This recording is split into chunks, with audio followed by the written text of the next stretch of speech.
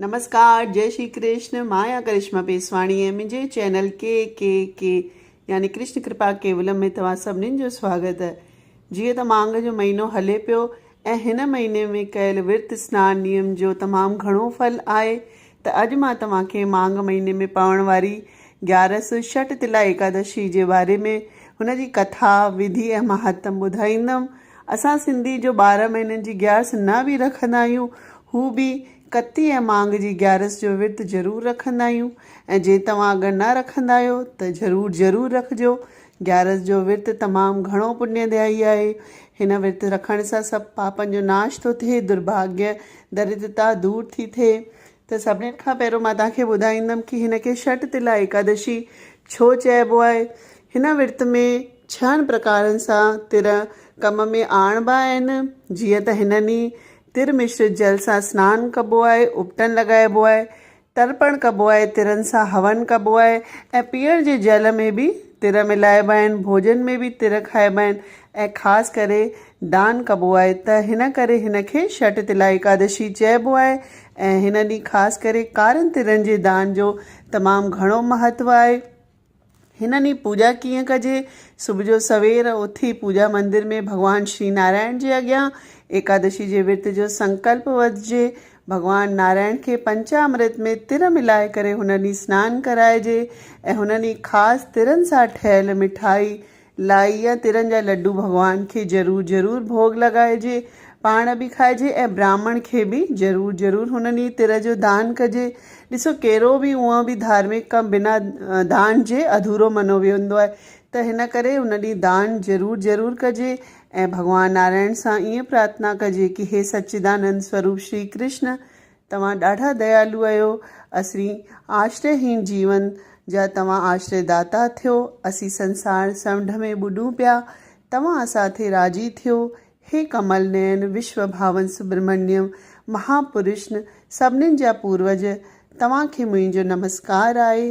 हे जगतपति, मुंहिंजो ॾिनल अर्घ्य पूॼा तव्हां लक्ष्मी जी सां गॾु स्वीकार कयो। ईअं चई कथा करे पोइ ब्राह्मण जी पूॼा करे हुननि खे बि दान ॾे। थी सघे त ब्राह्मण खे हुन ॾींहुं मट, छटी, जूतो, वस्त्र दान कजे ऐं दान माल ईअं चइजे कि हिन दान सां भॻवानु श्री कृष्ण मूं ते प्रसन्न थियनि। शक्ति अनुसार ब्राह्मण खे तिरनि जो बि दान कजे। तिर सां भरियल पात्र दान कयो या तिरनि जी मिठाई। चवंदा आहिनि कि जेतिरे रूपनि में हिन ॾींहुं तिर जो दान कबो आहे, होतिरा साल स्वर्ग में लोक मिलंदो आहे। हिन व्रत में तिरनि जो ख़ासि महत्व आहे, हिन करे हिन जो नालो बि शट तिला एकादशी आहे। हाणे मां तव्हांखे शट तिला एकादशी जी कथा ॿुधायां थी, जो हिन प्रकार आहे।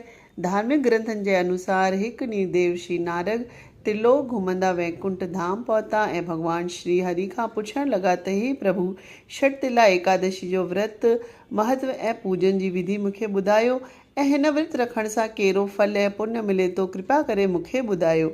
देवर्षि नारद जे विनीत भाव सां कयल प्रश्न ते भॻवानु श्री हरि चवण लॻा त हिकु समय जी ॻाल्हि आहे। तॾहिं पृथ्वी ते हिकु ब्राह्मणी रहंदी हुई। उहा ब्राह्मणी मुंहिंजी पूॼा ऐं भक्ति कंदी हुई ऐं मुंहिंजे नाले ते प्रत्येक विर्त रखंदी हुई। हुन जे हिकु दफ़ो हुन भक्ति भाव सां 1 महीने ताईं ॾाढी कठिन विर्त कयो। हुन विर्त जे प्रभाव सां हुन ब्राह्मणी नारी जो शरीर त शुद्ध थी वियो, पर हुन नारीअ कॾहिं बि अन्न जो दान न कयो हुई, त हिन कारण हू वैकुंठ में बि अतृप्त रहंदी। इहो सोचे करे मां स्वयं बि हुन नारी जे वटि पहुतसि ऐं हुन खां भिक्षा घुरण लॻसि। त भिक्षा घुरंदे ई हुन नारी मुंहिंजे हथ में हिकु मिटी जो टुकड़ो रखी छॾियईं ऐं मां वापसि वैकुंठ धाम में अची वियसि। कुझु समय खां पोइ हुन ब्राह्मणी नारी शरीर त्यागियो ऐं वैकुंठ में आई त हुनखे हिकु ख़ाली आश्रम ऐं अंबनि जो वणु मिलियो। उहा ब्राह्मणी नारी जो हुई घबराइजी वई ऐं मूं वटि आई ऐं चई कि मां त तुंहिंजो तमामु घणो भक्ति ऐं विर्त नेम कया आहिनि, तॾहिं बि मूंखे सिर्फ़ु इहा कुटिया ख़ाली छो मिली आहे। तॾहिं मां हुनखे ॿुधायो कि हे नारी, तो मुंहिंजी भक्ति त कई आहे, पर तो कॾहिं अन्न जो दान न कयो आहे। जॾहिं मां पाण तो वटि भिक्षा लाइ आयसि तॾहिं बि तो केवल मूंखे मिटीअ जो नंढो टुकड़ो ॾिनई। तंहिं ते हुन ब्राह्मण नारी चयो कि प्रभु, हाणे हिन संकट सां मूंखे कीअं मुक्ति मिलंदी? तॾहिं मां चयोमांसि की ब्राह्मण नारी हाणे थोरी देरि में देव कन्याऊं तोसां मिलणु ईंदी, पर तूं द्वार न खोलजईं। पहिरियों हुननि खे चइजईं की मूंखे षटतिला एकादशी जी विधि विधान सां कथा ॿुधायो।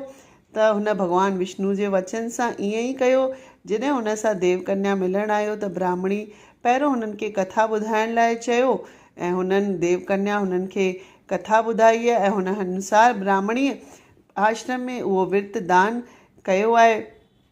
त हे नारद मुनि, ई ध्रुव सत्य मन की जो बि हिन एकादशी जो विर्त विधि विधान सां करे थो हुनखे मुक्ति जी प्राप्ति थिए थी।